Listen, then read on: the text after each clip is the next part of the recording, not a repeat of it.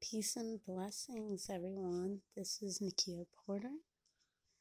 Um, and the video that I'm doing today is about breastfeeding lessons learned. So I have two little ones, two beautiful girls. The oldest is 4, and the youngest is 1.5. And particularly, what I'm going to share is something that I learned in reference to um, women.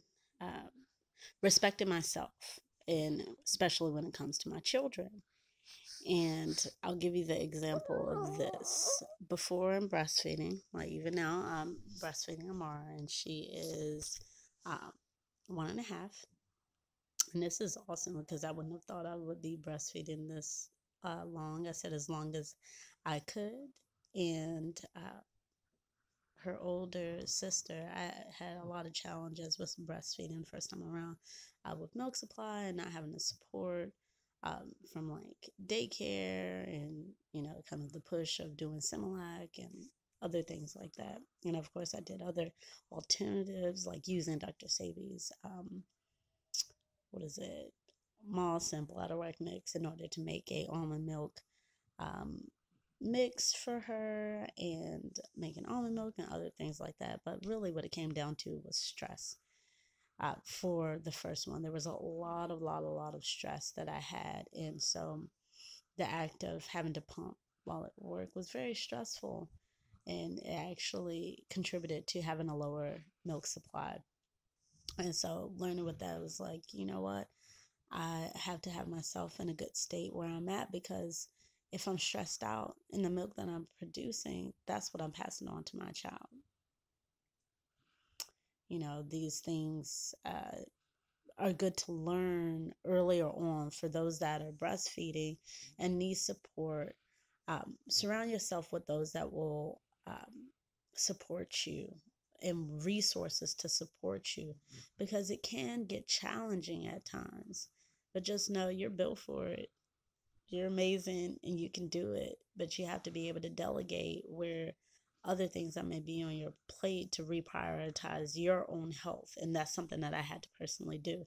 So the second time around with Amara, um, I started setting up some boundaries. And this is something I had not done before, because it was like, okay, yeah, it's my breast, but it's your food. So, you take it out whenever you want it, type of thing, or whatever. But then I realized that that has an impact on the child in reference to uh, the exchange relationship. So it's like, hey, I can get it whenever I want to. And I think we can see that in today. Not enough of us, of moms, respecting ourselves, and go with me here, respecting ourselves in a way that the children see that respect in multiple different ways, not just in one way as far as an authoritative figure, but you know what? I set up boundaries even for you, because that's crossing the line for me, for instance. So Amara's 1.5. And something that I've learned later on throughout this breastfeeding cycle with her is that, now that she's learning more words and being able to talk and, walking and all of that and becoming more independent for herself, it's like, hey, yeah, I'm hungry. Let me take out the breast. And at first I was just like, yeah, go ahead and do whatever. But then I was like, no, I need to do something different. Say hi to mommy before you're just looking at me like a jug of milk. Acknowledge me, right? These are my breasts. I do not have to give them to you. All honesty.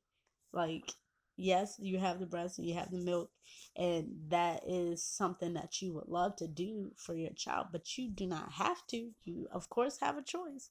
So, in choosing to share my wonderful, abundant, golden milk with her, there are some boundaries there. And the boundary is, you're not going to treat your mom, me, just like any little piece of snack or something. No, this is something sacred. This is something great that you're going to receive. And that sets something awesome for her. And how I really recognize it, because I would say, hey, chill, say hi to mommy, give mommy a kiss, hey, I'm here. And for me, that was what I needed. And then it showed her, you know what? acknowledge mommy before I go to just start taking her boob out. And then, not last night, but the night before last, I saw, the fruits of my labor, as my brother would say. And it was really late, and I think she was running a little fever. And she got up and she sat up, looked at me, she gave me a kiss, and then proceeded to get some milk, right? And so that was a relationship that we had. You could do like a high five or whatever fits you. But for me, that was, I acknowledge you, mommy. And now may I have some milk? And that was awesome.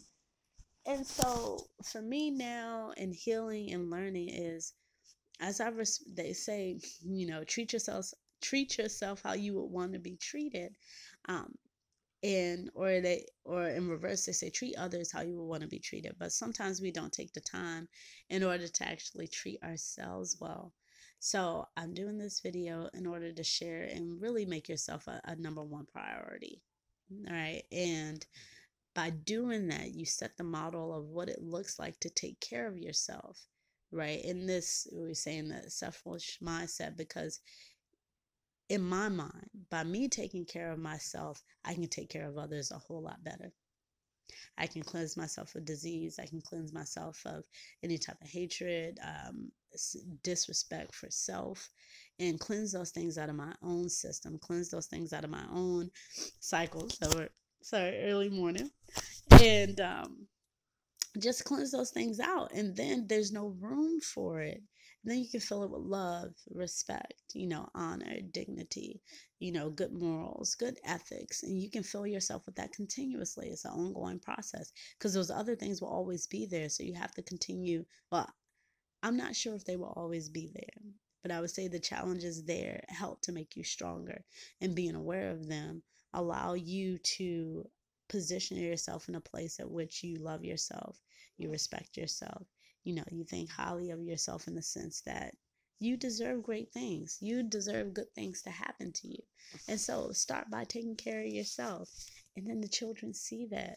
They see a model, a living model of what that looks like, and it's easier for them to model it themselves, right?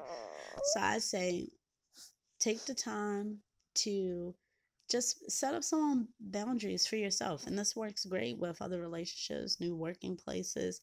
What are the things that you really enjoy, and what do you want to um, pass down to your children or for others that are watching you and modeling, and how does that feel for you? What does that look like for you? And start to put it into practice. All right, everyone, this is Nakia signing off, and so take care of yourself. Love you today, because if you don't love you, somebody else might not, right? So take care of yourself. I love you. And happy breastfeeding. Peace. Amara says hi. Say hi, Amara.